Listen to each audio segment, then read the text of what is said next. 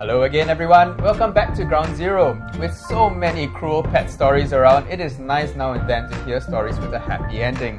Two netizens wrote about successful rescues this week on Stomp. In the first case, Stomper Varanus Salvatore saved a wounded turtle.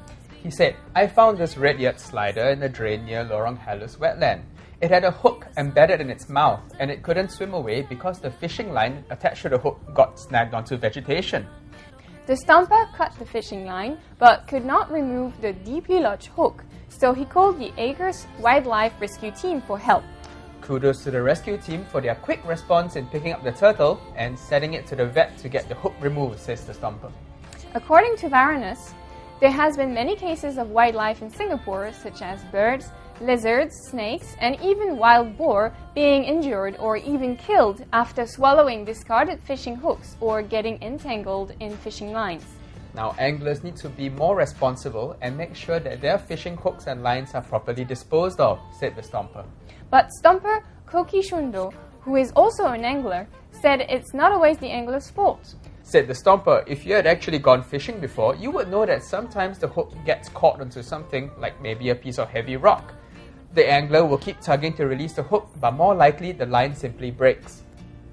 And that is one of the reasons why live baits are prohibited in reservoirs. Turtles don't take lures or artificial baits, so only live bait works, says Stomper. What am I doing here? I absolutely agree with Kokishundo. Sometimes bait are unintentionally taken by these turtles, but if there is no bait used, will that happen? That's something for anglers to think about. In the second case this week, kind souls rescued a sick cat wandering around HDB estate at Beach Road. Said the Stomper, the cat had gum problems. Its mouth and tongue were covered in ulcers and yet no teeth left. She also had sores all over her body and lice.